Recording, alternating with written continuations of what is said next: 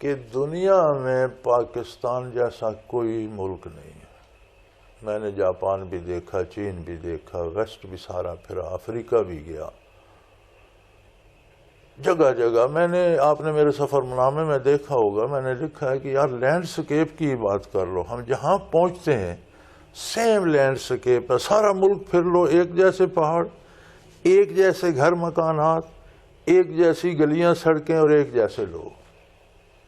پوری دنیا کے کسی ملک، کسی شہر، کسی جنگل، کسی پہاڑ میں پاکستان آپ آتے ہیں، یہاں میرے پاس آپ آتے ہیں، یہاں آپ کو ایک پہاڑ میں 6 رنگ نظر آتے ہیں. پہاڑ ایک ہی ہے، اوپر ایک لیئر جا رہا ہے اس کا رنگ الگ ہے، نیچے ایک جا رہا ہے اس کا.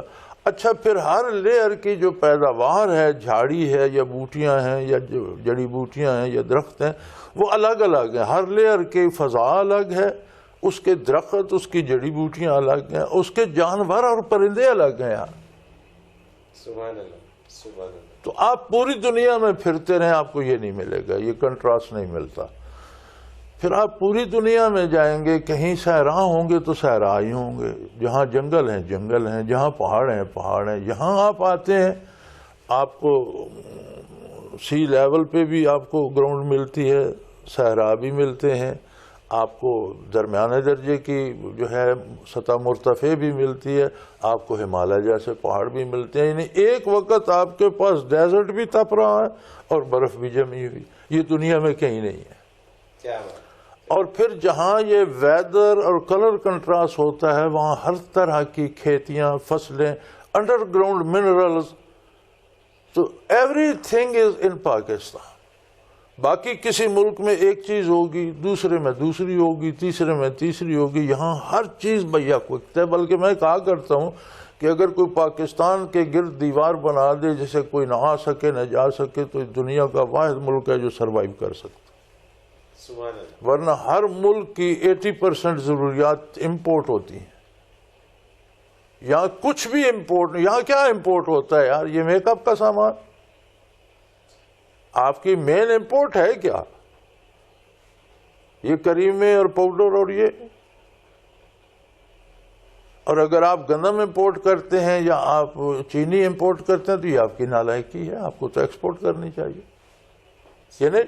صحیح، بالکل صحیح.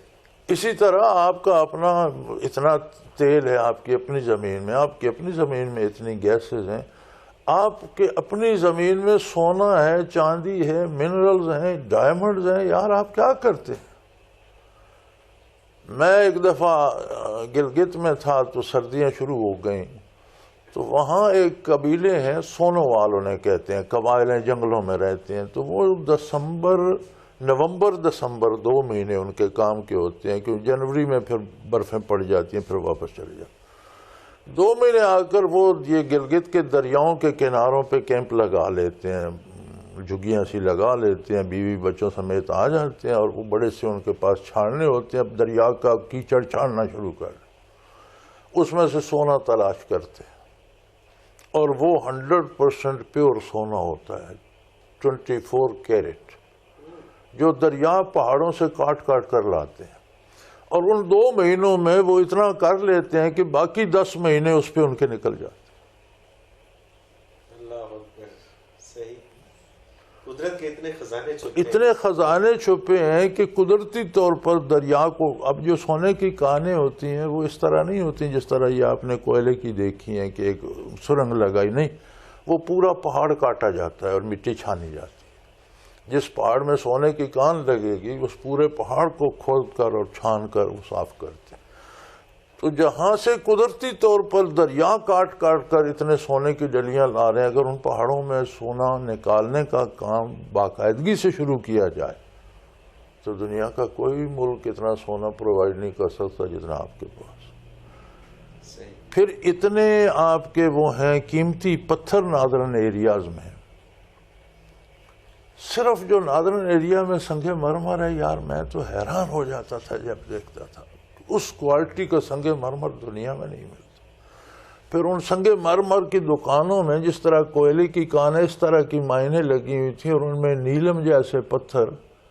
ہم نے ایک دفعہ اس کے کچرے میں سے اتنے نیلم چنے جو وہ چن کے لے گئے، جو پھینک گئے تھے اس میں سے ہم نے چنے۔ پہلی بات تو یہ ہے کہ ہمیں تقسیم ہو گئی، دین الگ ہو گیا، دنیا الگ ہو گئی۔ اب جن کے پاس دنیا کا نالج ہے، یہ سارا کام کر سکتے ہیں، وہ یہ نہیں جانتے کہ اس میں جواز کیا ہے، کہاں سے جا کر ہم غلط ہو جائیں گے، دینی فقہ کو نہیں جانتے۔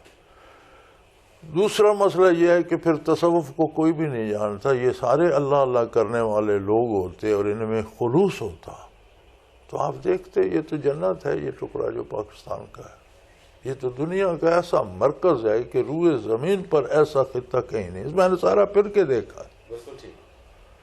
تو یہ چیزیں ان سے استفادہ کے لیے آپ کو دین چاہیے، اور دین سے استفادہ کے لیے آپ میں خلوص ہونا چاہیے۔ دین ایکٹنگ کا نام نہیں ہے کہ آپ ظاہرداری میں وہ کرتے رہیں، نہیں، خلوص سے کریں۔